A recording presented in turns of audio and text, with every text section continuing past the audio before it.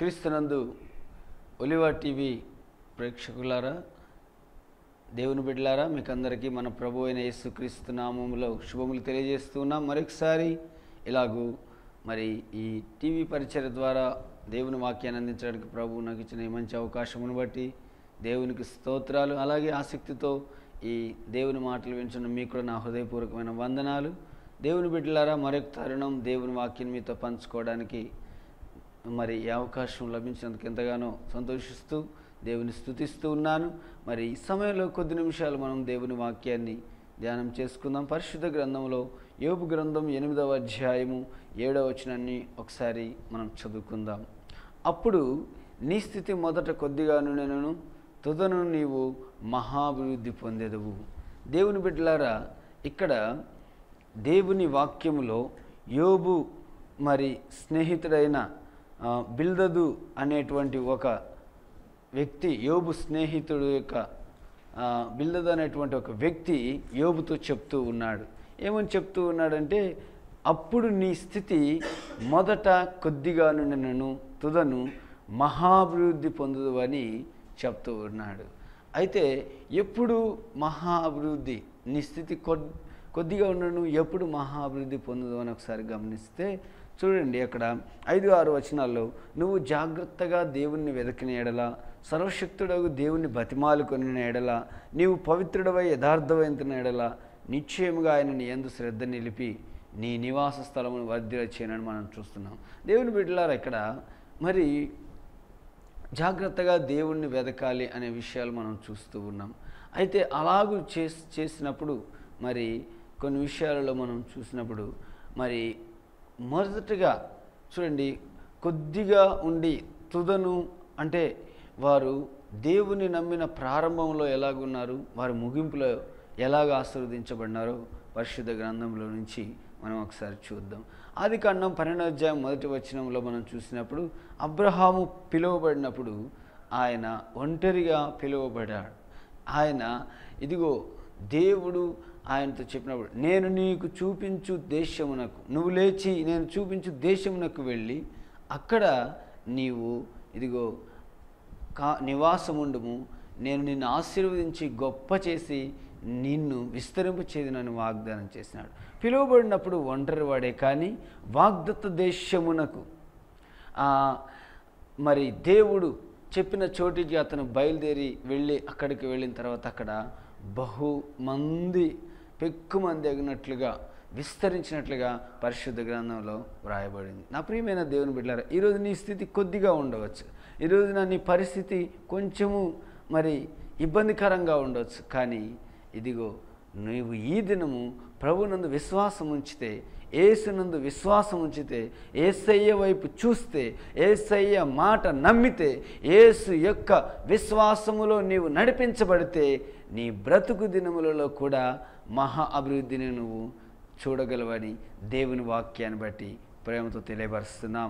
ప్రియమైన దేవుని బిడ్డలారా, సహోదరులారా, దేవుని పరిశుద్ధ జనమైన దేవుని ప్రజలారా, దేవుని వాక్కు చూడండి, ఇక్కడ చక్కగా మనకు తెలియపరుస్తున్న శ్రేష్టమైన సంగతి ఏంటంటే, అబ్రహాము ఒంటరి అయి పిలువబడినాడు, కానీ అతన్ని పెక్కుమంది అగునట్లుగా ప్రభు ఆశీర్వదించాడు. ఆ సంగతినే ప్రభు దేవాతి దేవుడు యెషయా గ్రంథం 51వ అధ్యాయం 2వ వచనంలో మనం ఒకసారి చూస్తే అక్కడ మీ తండ్రి అయిన అబ్రహాము సంగతి ఆలోచించండి, అతడు ఒంటరిగా ఉన్నప్పుడు పిలిచి అతని పెక్కుమంది అగునట్లు చేసి తినే అంటాడు. చూసారా, పిలువబడినప్పుడు ఆయన ఒక్కడే ఉన్నాడు, కానీ దేవుడి మాటకి లోబడి ఎప్పుడైతే వచ్చాడో, దేవుని వాక్కుని విని ఎప్పుడైతే బయలుదేరి వచ్చాడో, పెక్కుమంది అగునట్లుగా దేవుడు అతన్ని విస్తరింపచేసినట్లుగా బైబిల్ గ్రంథంలో మనం చూస్తున్నాం. ఈరోజు నీ జీవితంలో కూడా ఎన్నో సమస్యల చేత, ఎన్నో ఇబ్బందుల చేత, ఎన్నో కష్టాల చేత, నష్టాల చేత, వ్యాధి బాధల చేత, శోధన సమస్యల చేత నీ జీవితంలో నువ్వు బాధపడుతూ ఉండవచ్చు. అయితే ఈ దినము ప్రభు మాటను బట్టి నువ్వు ప్రభు వాక్కును విని విశ్వాసం ఉంచితే, నమ్మితే, ప్రభు వైపు చూస్తే నీ జీవితంలో అనేకమైన ఆశ్చర్య కార్యములు, అద్భుత కార్యములు నువ్వు చూడగలవు. అంత మాత్రమే కాదు, నీ స్థితి, నీ పరిస్థితి కొంచెమే ఉండొచ్చు, కానీ నా ప్రభువు మాట విని నువ్వు అడుగు ముందుకేయగలిగితే, నా ప్రభు వైపు చూడగలిగితే, నా దేవుని వైపు నువ్వు చూసి ఇదిగో ఆ విశ్వాసపు వాక్కును తీసుకొని దేవుని సన్నిధిలో నువ్వు నిలవగలిగితే నీ జీవితాన్ని ప్రభు ఇగో బహు ఆశీర్వాదకరంగా తుదకు మహాభివృద్ధిలోనికి, విస్తారమైన దీవెనలోనికి దేవుడు నిన్ను నడిపించగలడని ప్రభు వాక్యమును బట్టి ప్రేమతో తెలియపరుస్తున్నాం. నా ప్రియమైన సహోదరులారా, అందుకనే పరిశుద్ధ గ్రంథములో చూడండి, ఈ యోబు అనేటువంటి ఈ అధ్యాయంలో ఉన్నటువంటి యోబు అనే గ్రంథకర్త కూడా, ఈ యోబు కూడా ఒకసారి మనం గమనిస్తే యోబు గ్రంథం మొదటి అధ్యాయం 1వ అధ్యాయం 3వ వచనంలో యోబు మొదట కొద్దిగా ఆస్తి కలిగి ఉన్నట్లుగా మరి మనం చూస్తూ ఉన్నాం. ఆస్తి కొద్దిగా కలిగి ఉన్నాడు.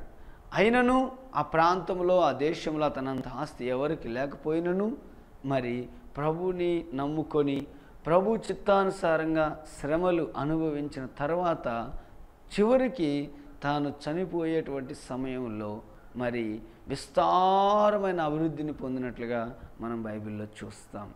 అందుకే యోబు గ్రంథంలో మొదటి అధ్యాయం 3వ వాక్యంలో మనం ఒకసారి చూస్తే యోబుకు మరి విస్తారముగా మరి యోబుకు కొన్ని అతనికి 7,000 గొర్రెలను, 3,000 ఒంటెలను, 500 జతల ఎడ్లను, 500 ఆడుగాడిదలు కలిగి బహుమంది పనివారును అతనికి ఆస్తిగా ఉండెను గనుక తూర్పు దిక్కు జనులందరిలో అతడే గొప్పవాడిగా నుండెను. తూర్పు దిక్కు జనులందరిలో గొప్పవాడిగా ఉన్నప్పటికీ, ఆస్తి ఉన్నప్పటికీ ఇది మరి కొంతవరకే ఉంది. కానీ ఇతని జీవితంలో దేవుని ద్వారా కొన్ని శ్రమలను ఎదుర్కొని ముగించబడిన తరువాత అదే అధ్యాయంలోనే యోబు గ్రంథంలోనే 42వ అధ్యాయము 12వ వచనంలో చదివితే యోబును దేవుడు మొదట ఆశీర్వదించిన దానికంటే మరి అధికముగా 2 ఆశీర్వదించినట్లుగా బైబిల్ గ్రంథంలో మనం చూస్తాం. దేవుని బిడ్డలారా, ఈ రోజున నీ జీవితంలో కొద్దిగా చాలని పరిస్థితుల్లో నువ్వు నడిపించబడుతూ ఉండవచ్చు. నీ జీవితంలో కొంత మరి కలిగి ఉండవచ్చు. కానీ నా దేవుడు ఈ దినం నీకు ఇస్తున్న వాగ్దానం ఏంటో తెలుసా? నీవు మొదట కొద్దిగా ఉండినను చివరికి మహాభివృద్ధిలోనికి నడిపించబడతావు. కారణం ఏంటంటే యోబు చాలా శ్రద్ధగా దేవుణ్ణి వెతికాడు. యోబు ఇగో దేవుని యందు యథార్థవంతుడై ఉన్నాడు. యోబు దేవుని సన్నిధిలో నమ్మకంగా ఉన్నాడు. ఎన్ని శ్రమలైనా దేవుని ద్వారా మేలే కాదు కీడు కూడా అనుభవించాలనే ఉద్దేశంతో తన యథార్థతను విడిచిపెట్టలేదు. ఈ రోజున చాలామందికి ఏదైనా శోధన వచ్చినప్పుడు, సమస్యలు వచ్చినప్పుడు, ఇబ్బందులు వచ్చినప్పుడు వారి యథార్థతను, వారి పరిశుద్ధతను, వారి నీతిని విడిచిపెట్టి లోకముతో రాజీ పడేటువంటి వారిని కోకొల్లలుగా మనం చూస్తూ ఉన్నాము. నా ప్రియమైన దేవుని బిడ్డలారా, నీ జీవితంలో, నీ కుటుంబంలో ఏదైనా సమస్య వచ్చినప్పుడు నీవు లోకంతో ఒకవేళ రాజీ పడుతున్నావేమో జాగ్రత్త గమనించండి. ఎన్నడూ నువ్వు నీ జీవితంలో ఇదిగో ఆ యొక్క మరి కాంప్రమైజ్ కాకుండా, లేకపోతే రాజీ పడకుండా యథార్థత మీదనే నీ దృష్టిని, విశ్వాసం మీదనే నీ మనస్సును కేంద్రీకరించి ముందుకు సాగినట్లయితే దేవుడు నిన్ను మొదట ఆశీర్వదించిన దానికంటే చివర మహాభివృద్ధిలోనికి దేవుడు నిన్ను నడిపించాలని ఆశపడుతున్నాడు. కనుక నా ప్రియమైన సహోదరులారా, ఈ రోజున శ్రమలకి, కష్టాలకి, నష్టాలకు, వ్యాధులకు, బాధలకు భయపడి, లేకపోతే ఇక వీటిలో నుండి మేము బయటికి రాలేము అనుకునేటువంటి ఆ తలంపులతో కాకుండా ఒక్కసారి దేవుని వైపు చూసి, దేవుని యందు ఆయన ప్రత్యక్షతను, లేకపోతే ఆయన యొక్క తేజో మహిమను తలంచి, మరి ఆయన ఇవ్వబోయే ఆ మహిమను తలంచిన ఎడల నీకు ఈ శ్రమలు ఎన్న తగినవి కానివిగా కనబడతాయి.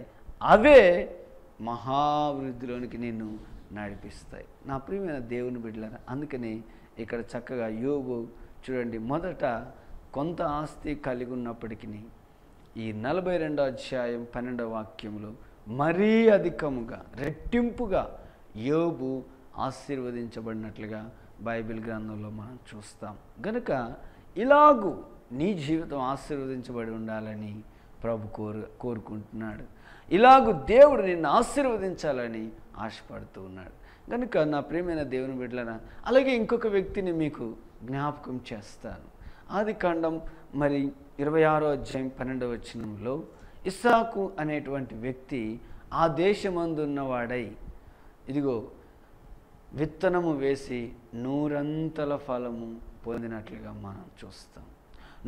ఇస్సాకు అనేటువంటి ఈ వ్యక్తి పరదేశిగా ఉండి విత్తనం వేసి 100 ఫలం పొందినట్లుగా మనం చూస్తూ ఉన్నాం.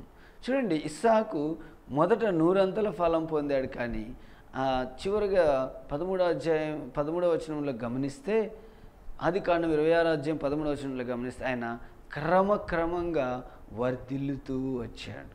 ఎంత గొప్ప ఆశీర్వాదకరమైన సంగతి. నా సహోదరి సహోదరుడా, ఈ రోజున నీకు నీవున్న ప్రాంతంలో 100 ఫలాన్ని పొందుతూ ఉండొచ్చు, కానీ ఇక ఆ 100 ఫలం పొంది అక్కడే ఉండాలన్నది కాదు దేవుడి చిత్తం. క్రమక్రమంగా వర్ధిల్లాలన్నదే దేవుని చిత్తం. క్రమక్రమంగా అభివృద్ధి చెందాలన్నదే దేవుని చిత్తం. క్రమక్రమంగా నీ ఆధ్యాత్మిక జీవితాన్ని నువ్వు ఎదిగింప చేసుకోవాలన్నదే దేవుని యొక్క ఉద్దేశమై ఉన్నది. క్రమక్రమంగా నీ కుటుంబం ఎదిగి వర్ధిల్లాలన్నదే ప్రభు యొక్క చిత్తమైనది. గనుక అలాంటి గొప్ప కార్యాలు దేవుడు నీలో చేయాలని ఆశపడుతున్నాడు.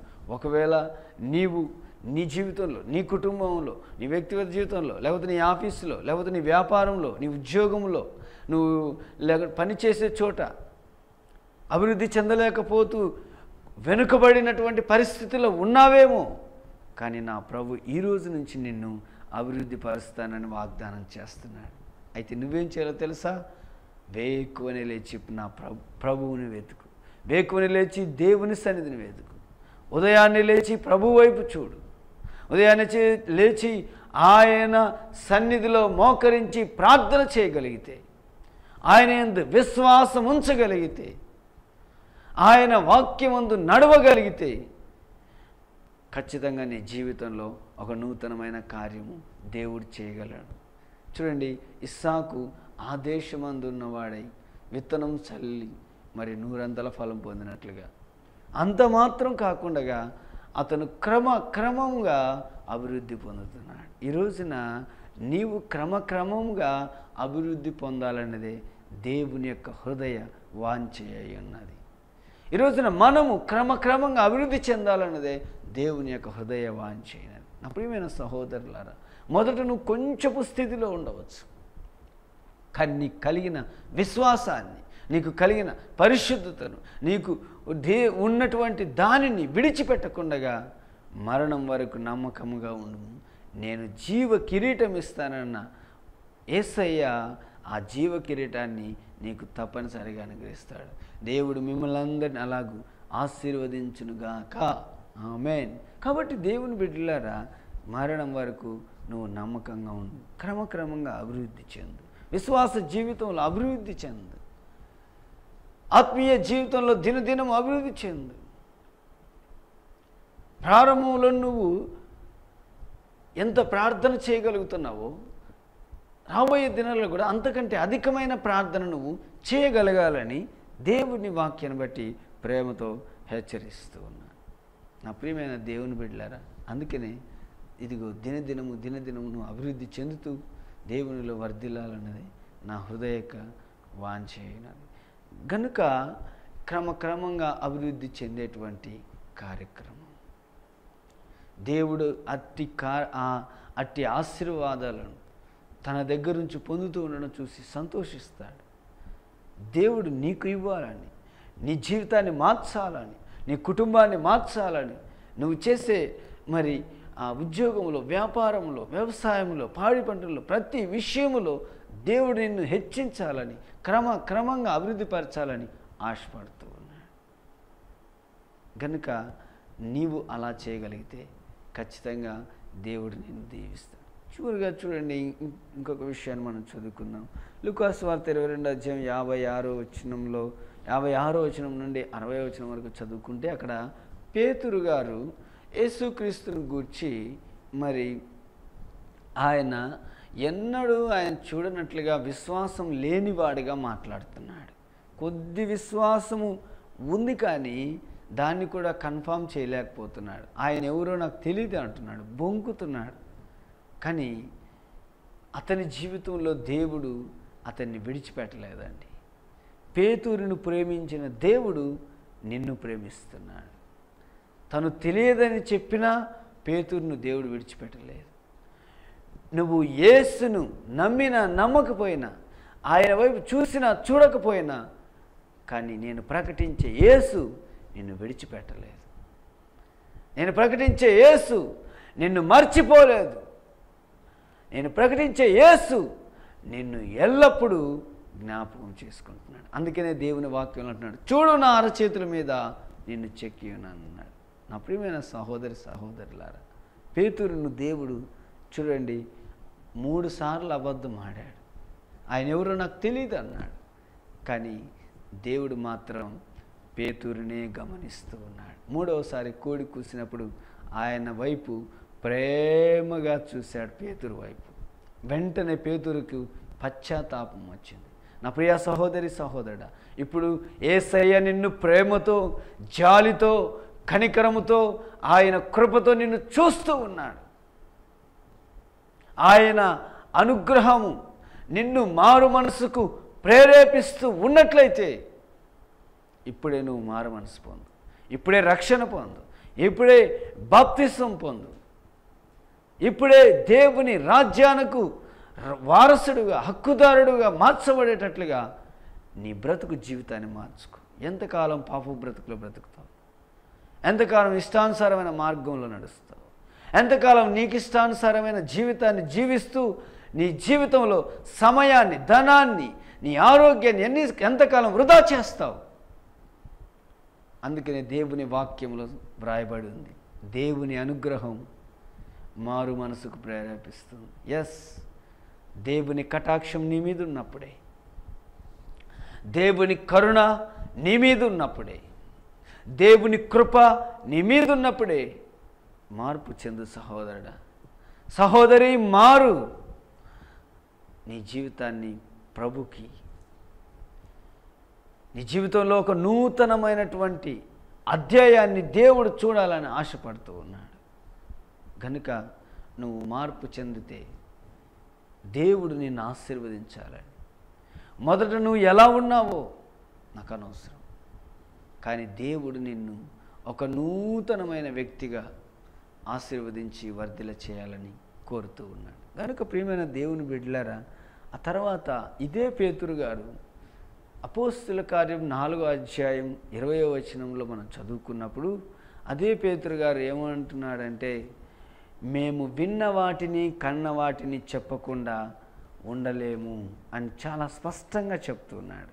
చూడండి, అపోస్తుల కార్యం 4వ అధ్యాయం 20వ వచనం, మేము కన్న వాటిని విన్న వాటిని చెప్పకుండా లేమని వారికి ఉత్తరం ఇచ్చింది. అసలు విషయం ఏంటంటే, ఇది అబద్ధమాడినటువంటి ఆ పేతురు, విశ్వాసమే లేనట్లుగా మాట్లాడుతున్న ఆ పేతురు జీవితంలో ఇక్కడ కొందరు దేవుని గురించి చెప్పకూడదని, దేవుని గురించి ఈ నామమును బట్టి మీరు మాట్లాడకూడదని, యేసు నామమును బట్టి ఎంత మాత్రం మాట్లాడకూడదని, బోధించకూడదని మేము మీకు ఆజ్ఞాపించాం కదా అని చెప్తే పేతురు అంటున్నాడు.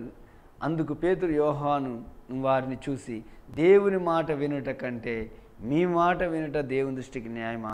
మీరే చెప్పండి అని చెప్తూ, మేము కన్న వాటిని విన్న వాటిని చెప్పకుండా ఉండలేము. ఎంత గొప్ప ఆశ్చర్య కార్యం!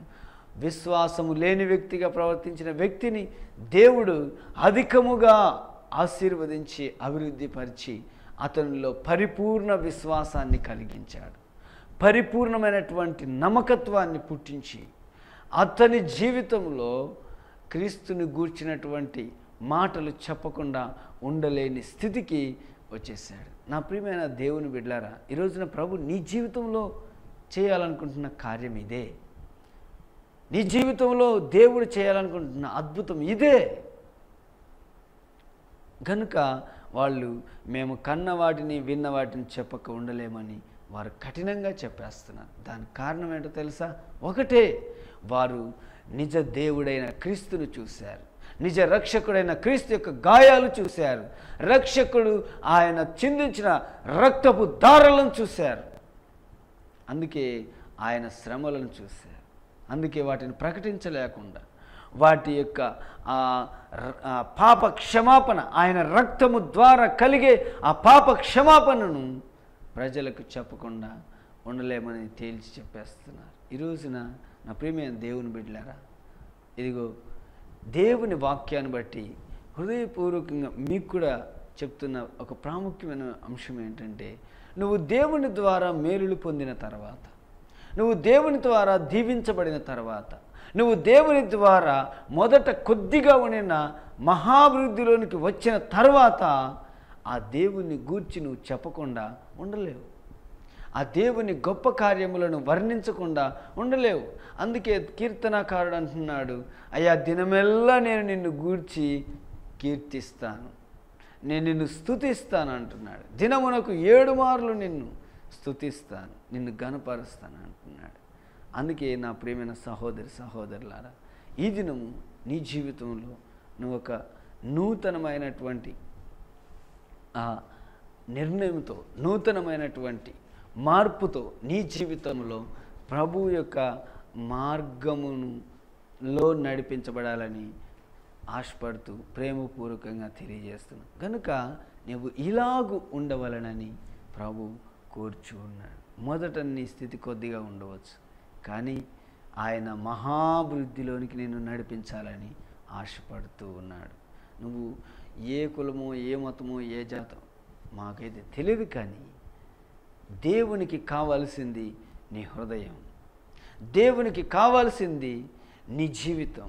దేవుడు నీ బ్రతుకు జీవితంలో ఉన్నతమైన ఆశ్చర్య కార్యములు జరిగించి నిన్ను ఆశీర్వదించాలన్నది ఆయన హృదయ వాంఛ. నా ప్రియమైన దేవుని బిడ్డలారా, అందుకనే ఈ రోజున నీవు దేవుని కృప కొరకు, దేవుని యొక్క దీవెన కొరకు మరి ఆయన వైపు చూడాలని ప్రభు కోరుతూ ఉన్నాడు. కనుక ఈ శ్రేష్టమైన సంగతులను గ్రహించి నీవు దేవుని యొక్క ఆ ఉన్నతమైన ఆశీర్వాదాలకు పాత్రలుగా ఎంచబడాలని మరి తెలియజేస్తూ ఈ యొక్క మాటలను ముగిస్తున్నాం. మరి మీ యొక్క ప్రార్థన అవసరతలు ఉన్నట్లయితే ఈ స్క్రీన్ మీద, ఈ టీవీ స్క్రీన్ మీద కనబడుతున్నటువంటి ఫోన్ నెంబర్ ద్వారా మరి ఫోన్ చేసి మాకు తెలియపరిస్తే మేము మీకోసం ఎల్లప్పుడూ ప్రార్థన చేస్తూ ఉంటాం. ఎలాంటి పరిస్థితులైనా సరే, ఎలాంటి రోగములైనా, ఎలాంటి వ్యాధులైనా, ఎలాంటి సమస్యలైనా తప్పకుండా మీకోసం మేము ప్రార్థన చేయడానికి సిద్ధంగా ఉన్నాము. మీ కొరకు మేము దేవుని సన్నిధిలో కనిపెట్టి విజ్ఞాపన చేయడానికి సిద్ధంగా ఉన్నాం. కనుక దేవుని బిడ్డలారా, మర్చిపోవద్దండి. ప్రతి మరి వారం మరి ఈ ప్రోగ్రాం, ఈ టీవీలో వచ్చే వాక్యాన్ని మీరు చూసి ఆనందించాల్సిందిగా ప్రేమతో తెలియపరుస్తున్నాం. కళ్ళు మూసుకుందాం, ప్రార్థన చేసుకుందాం. ప్రేమగల తండ్రి, పరిశుద్ధుడా, మహోన్నతుడా, నీకు స్తోత్రం నాయన. ఇంతవరకు ప్రభా మీరు మాట్లాడిన ప్రతి మాటను బట్టి స్తోత్రం అయ్యా. ఈ టీవీ పరిచర్య ద్వారా, ఈ టీవీలో వాక్యము ద్వారా ఏ ప్రజలైతే వింటున్నారో, ఎవరైతే విని విశ్వాసంతో నీ వైపు చూస్తున్నారో వారిని జ్ఞాపకం చేసుకోమని, వారిని దర్శించి, ఎవరైతే కొద్ది స్థితిలో ఉన్నారో, ఎవరైతే మరి నాయన వెనుకబడిన స్థితిలో ఉన్నారో వారిని మహా అభివృద్ధిలోనికి నడిపించండి దేవా. అది ఆర్థికంగానైనా, ఆరోగ్యపరంగానైనా దేవా, ఆధ్యాత్మికంగానైనా వారిని ఉన్నతమైన ఆశీర్వాదములకు పాత్రలుగా చేసి నడిపించమని కోరుతూ ఉన్నాం దేవా. జ్ఞాపకం చేసుకొని ఎత్తబడిన నీ మాటలు నీరు కట్టి ఫలింపు చేయమని, నీ పరిశుద్ధాత్మను తండ్రి వారిలోనికి పంపుచుండగా ఆశీర్వదించమని, నీ కార్యములు జరిగించమని, ఘనత మహిమ ప్రభావాలు పొందుకొనమని యేసు నామములో అడుగుచున్నాము తండ్రి. ఆమెన్. God bless you. దేవునికి వందనాలు.